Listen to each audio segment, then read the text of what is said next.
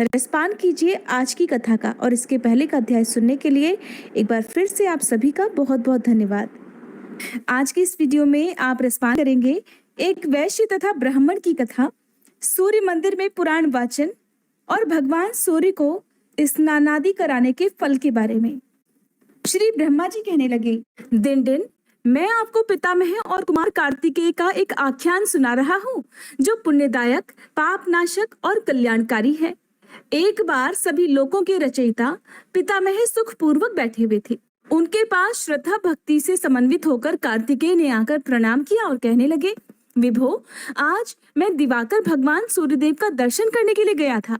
प्रदक्षिणा करके मैंने उनकी पूजा की तथा परम भक्ति और श्रद्धा से मस्तक झुकाकर उन्हें प्रणाम किया और वहीं बैठ गया। वहां पर मैंने एक महान आश्चर्य की बात देखी। स्वर्ण जटित छोटी छोटी घंटियों से युक्त श्रेष्ठ वैदुर्यादि मणियों और मुक्ताओं से सुशोभित विचित्र विमान से आ रहे एक पुरुष को देखकर भगवान दिवाकर सहसा अपने आसन से उठ खड़े हुए। उन्होंने सामने आए हुए उस पुरुष को अपने दाहिने हाथ से पकड़कर अपने सामने बिठाया और उसके सिर को सूंघा तथा उसका पूजन किया। फिर समीप में बैठे हुए उस पुरुष से भगवान सूर्य कहने लगे, हे भद्र, आपका स्वागत है। आपका हम सब पर बड़ा प्रेम है। आपने बहुत आनंद दिया है। जब तक महाप्रलय नहीं होता तब तक आप सदा मेरे समीप रहें। उसके पश्चात उस स्थान को जाएं जहां ब्रह्मा जी स्वयं स्थित हैं। इस बीच भगवान सूर्य के सामने एक श्रेष्ठ विमान पर आसीन दूसरा पुरुष वहां पर आया। उसका भी सूर्य भगवान ने ठीक उसी प्रकार आदर किया और उसे भी विनम्र भाव से वहीं बिठाया। देव शार्दुल, भगवान सूर्य के द्वारा की गई उन दोनों की पूजा देखकर मेरे मन में बड़ा कौतूहल उत्पन्न हो गया। अतः मैंने भगवान भास्कर से पूछा, देव, पहले जो ये मनुष्य आपके पास आया है और जिसे आपने अधिक संतुष्ट किया है, इसने ऐसा कौन सा पुण्य कर्म किया है जो इसकी आपने स्वयं ही पूजा की है? इस विषय को लेकर मेरे हृदय में विशेष रूप से कौतूहल उत्पन्न हो गया है। उसी प्रकार से आपने दूसरे मनुष्य की भी पूजा की है। ये दोनों सब प्रकार से पुण्य कर्म करने वाले उत्तम जनों में भी श्रेष्ठ मनुष्य हैं। आप तो सदा ब्रह्मा, विष्णु और शिव आदि देवताओं के द्वारा भी अर्चित और पूजित होते हैं। फिर आपके द्वारा ये दोनों किस कारण पूजित हुए? हे देवेश, मुझे आप कृपया इसका रहस्य बताइए। भगवान सूर्य कहने लगे, महामते, आपने इनके कर्म के विषय में बहुत अच्छी बात पूछी है। जिस कारण से ये मेरे पास आए हैं उसे अब आप भी श्रवण कीजिए। पृथ्वी तल पर अयोध्या नाम की एक प्रसिद्ध नगरी है जो मेरे अंश से उत्पन्न राजाओं द्वारा अभिरक्षित है। और उस अयोध्या नाम की नगरी में धनपाल नाम का एक श्रेष्ठ वैश्य रहता था। उस पुरी में उसने एक दिव्य सूर्य मंदिर बनवाया और बहुत से श्रेष्ठ ब्राह्मणों को बुलाकर उनकी पूजा की और फिर उनसे पुराण श्रवण कराने की प्रार्थना की तथा कहने लगे, हे द्विज श्रेष्ठ, इस मंदिर में ये चारों वर्णों का समूह पुराण श्रवण करने का इच्छुक है। अतः आप पुराण श्रवण कराइए जिससे भगवान सूर्य मेरे लिए 7 जन्म तक वर देने वाले हों। आप 1 वर्ष तक मेरी दी हुई वृत्ति को ग्रहण कीजिए। उन्होंने वैश्य धनपाल के आग्रह को तुरंत ही स्वीकार कर लिया, परंतु 6 मास में ही वैश्य धनपाल काल धर्म को प्राप्त हो गया। हे कुमार, वही ये वैश्य है।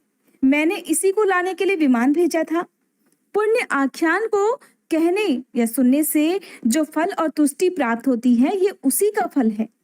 गंध पुष्पादि उपचारों से पूजन करने पर मेरे हृदय में वैसी प्रसन्नता उत्पन्न नहीं होती जैसी पुराण सुनने से होती है। कुमार, गौ, स्वर्ण तथा स्वर्ण जटित वस्त्रों, ग्रामों तथा नगरों का दान देने से भी मुझे इतनी प्रसन्नता नहीं होती जितनी इतिहास पुराण सुनने और सुनाने से होती है। मुझे अनेक खाद्य पदार्थों द्वारा किए गए श्राद्धों से भी वैसी प्रसन्नता नहीं होती जैसी पुराण वाचन से होती है। सुरश्रेष्ठ, इससे अधिक और क्या कहूँ? इस रहस्य युक्त पवित्र आख्यान के वाचन के बिना मुझे अन्य कुछ भी प्रिय नहीं है। नरोत्तम, ये जो दूसरा ब्राह्मण यहाँ आया है, ये भी उसी श्रेष्ठ अयोध्या नगरी में उत्तम कुल का ब्राह्मण था। एक बार ये परम श्रद्धा भक्ति से समन्वित होकर धर्म की उत्तम कथा को सुनने के लिए गया था। वहां पर उसने भक्ति पूर्वक उत्तम पवित्र आख्यान को सुनकर उन महात्मा वाचक की प्रदक्षिणा अर्थात परिक्रमा की। फिर ये ब्राह्मण उस परम तेजस्वी वाचक को दक्षिणा में एक माशा स्वर्ण दान देकर परम आनंदित हुआ। यही इसका पुण्य है। जो ये मेरे द्वारा सम्मानित हुआ है, ये उसी पुण्य कर्म का परिणाम है। श्रद्धा भक्ति समन्वित जो व्यक्ति वाचक की पूजा करता है, उसी से मैं भी पूजित हो जाता हूँ। जो मनुष्य अच्छे से अच्छे भोज्य पदार्थों के द्वारा वाचक को परितृप्त करता है, उसी से मेरी भी संतुष्टि हो जाती है। मेरी संतानें यम, यमी, शनि, मनु तथा तपति मुझे उतने प्रिय नहीं हैं जितना मुझे कथा वाचक प्रिय है। वाचक के संतुष्ट होने पर सभी देवता प्रसन्न हो जाते हैं और इसमें कोई संदेह नहीं, क्योंकि हे देव सेनापते, सबसे पहले संसार के द्वारा पूज्य जो मेरा मुख था, उसी मुख से संसार का कल्याण करने के निमित्त सभी इतिहास, पुराण आदि ग्रंथ प्रकट हुए हैं। महामते, मुझे पुराण वेदों से भी अधिक प्रिय हैं। जो श्रद्धा भाव से नित्य इन्हें सुनते हैं और वाचक को वृत्ति प्रदान करते हैं, वे परम पद प्राप्त करते हैं। सुव्रत, धर्म, अर्थ, काम और मोक्ष पुरुषार्थ चतुष्टय की उत्तम व्याख्या के लिए मैंने ये इतिहास पुराण बनाए हैं।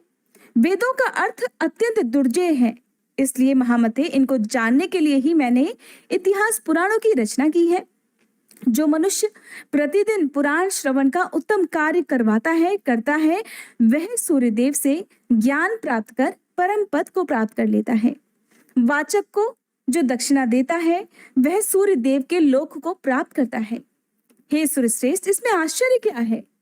जैसे देवताओं में देवराज इंद्र श्रेष्ठ हैं, शास्त्रों में वज्र श्रेष्ठ हैं, और जैसे तेजस्वियों में अग्नि, नदियों में सागर श्रेष्ठ माना गया है, ठीक वैसे ही सभी ब्राह्मणों में इतिहास पुराण वाचक ब्राह्मण श्रेष्ठ हैं। जो मनुष्य भक्ति पूर्वक पुराण वाचक का पूजन करता है, उसके उस पुण्य कर्म द्वारा ये संपूर्ण जगत ही पूजित हो जाता है। ब्राह्मण ने फिर से कहा, हे दिनदिन, देव देवेश्वर भगवान सूर्य के मंदिर में जो मनुष्य धर्म का श्रवण करता है या कराता है, उसके पुण्य से वह परम गति को प्राप्त कर लेता है। जो पुरुष भगवान सूर्य की 3 बार परिक्रमा करके भूमि पर मस्तक झुकाकर सूर्य नारायण को प्रणाम करता है, वह उत्तम गति को प्राप्त होता है। जो मनुष्य जूता पहनकर मंदिर में प्रवेश करता है, वह तामिश्र नामक भयंकर नरक में जाता है। जो सूर्य देव के स्नानार्थ घृत, दूध, मधु, इक्षुरस अथवा गंगादि पवित्र नदियों का उत्तम जल देते हैं, वे संपूर्ण कामनाओं को प्राप्त कर सूर्य मंडल को प्राप्त करते हैं। अभिषेक के समय जो उनका भक्ति पूर्वक दर्शन करते हैं, उन्हें अश्वमेघ यज्ञ का फल प्राप्त होता है और अंत में वे शिवलोक को जाते हैं। सूर्य भगवान को ऐसे स्थान पर स्नान कराना चाहिए जहां स्नान का जल आदि किसी से लांघा ना जा सके। जल का लंघन हो जाने पर अशुभ परिणाम होते हैं।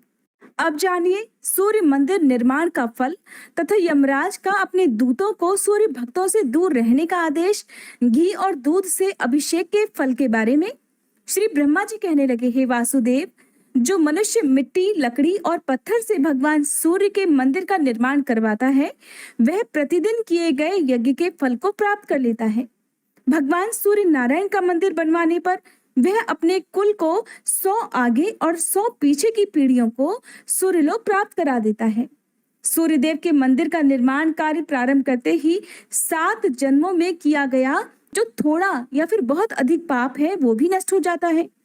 मंदिर में सूर्य की मूर्ति को स्थापित करने वाला मनुष्य कृतकृत्य हो जाता है और उसे दोष फल की प्राप्ति भी नहीं होती, और अपने आगे और पीछे के कुलों का उद्धार भी वो करा देता है। इस विषय में प्रजाओं को अनुशासित करने वाले यम ने पाश दंड से युक्त अपने किंकरों से तो पहले ही कहा है कि मेरे इस आदेश का यथोचित पालन करते हुए तुम लोग संसार में विचरण करो। कोई भी प्राणी तुम लोगों की आज्ञा का उल्लंघन नहीं कर सकेगा। संसार के मूलभूत भगवान सूर्य की उपासना करने वाले लोगों को तुम लोग छोड़ देना, क्योंकि उनके लिए यहाँ पर स्थान नहीं है। संसार में जो भी सूर्य भक्त हैं और जिनका हृदय उन्हीं में लगा हुआ है, ऐसे लोग जो सूर्य की सदा पूजा किया करते हैं, उन्हें दूर से ही छोड़ देना। बैठते, सोते, चलते, उठते, गिरते पड़ते जो मनुष्य भगवान सूर्य देव का नाम संकीर्तन करता है, वो भी हमारे लिए बहुत दूर से ही त्याज्य है।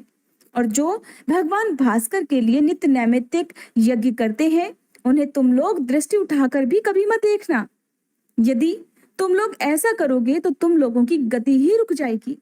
जो पुष्प, धूप, सुगंध और सुंदर वस्त्रों के द्वारा उनकी पूजा करते हैं, उन्हें भी तुम लोग मत पकड़ना, क्योंकि वे मेरे पिता के मित्र या आश्रित जन हैं। सूर्य नारायण के मंदिर में उपलेपन तथा सफाई करने वाले जो लोग हैं, उनके भी कुल की 3 पीढ़ियों को छोड़ देना। जिसने सूर्य मंदिर का निर्माण कराया है, उसके कुल में उत्पन्न हुआ पुरुष भी तुम लोगों के द्वारा बुरी दृष्टि से देखने योग्य नहीं है। जिन भगवत भक्तों ने मेरे पिता की सुंदर अर्चना की है, उन मनुष्यों को और उनके कुल को भी तुम सदा दूर से ही त्याग देना। महात्मा धर्मराज यम के द्वारा ऐसा आदेश दिए जाने पर भी एक बार भूल से यम किंकर उनके आदेश का उल्लंघन करके राजा सत्यजीत के पास चले गए, परंतु उस सूर्य भक्त सत्यजीत के तेज से वे सभी यम के सेवक मूर्छित होकर पृथ्वी पर वैसे ही गिर पड़े जैसे मूर्छित पक्षी पर्वत पर से धरती पर गिर पड़ता है। इस प्रकार जो भक्त भगवान सूर्य के मंदिर का निर्माण करता या कराता है, वह समस्त यज्ञों को संपन्न कर लेता है, क्योंकि भगवान सूर्य स्वयं ही संपूर्ण यज्ञमय है। श्री ब्रह्मा जी कहने लगे, सूर्य की प्रतिष्ठित प्रतिमा को जो घी से स्नान कराता है, वह अपने सभी मनोकामनाओं को प्राप्त कर लेता है। कृष्ण पक्ष की अष्टमी के दिन सूर्य भगवान को जो घी से स्नान कराता है, उसे सभी पापों से छुटकारा प्राप्त हो जाता है। सप्तमी अथवा षष्ठी के दिन सूर्य नारायण को गाय के घी से स्नान कराने से सभी पाप दूर हो जाते हैं। संध्या काल में घी से स्नान कराने पर जाने अनजाने में किए गए संपूर्ण पाप दूर हो जाते हैं। सूर्य नारायण सर्व यज्ञ रूप है और समस्त हव्य पदार्थों में घी ही उत्तम पदार्थ है, इसीलिए उन दोनों के संगम होते ही सभी पाप नष्ट हो जाते हैं। सूर्य को दूध से स्नान कराने वाला मनुष्य 7 जन्मों तक सुखी, रोग रहित और रूपवान होता है और अंत में दिव्य लोक में निवास करता है। जैसे दूध स्वच्छ होता है और रोगादि से मुक्ति देने वाला होता है, वैसे ही दूध से स्नान कराने पर अज्ञान हटकर निर्मल ज्ञान प्राप्त होता है। दूध के स्नान से भगवान सूर्य नारायण प्रसन्न होकर सभी ग्रहों को अनुकूल करते हैं और सभी लोगों को पुष्टि और प्रीति प्रदान करते हैं। घी और दूध से तिमिर विनाशक देवेश सूर्य देव को स्नान कराने पर उनकी दृष्टि मात्र पड़ते ही मनुष्य सभी का प्रिय हो जाता है। हरे कृष्णा। आज की कथा समाप्त हुई। उम्मीद है ये वीडियो आपको पसंद आई होगी। अगर अच्छी लगी हो तो लाइक करना मत भूलिएगा।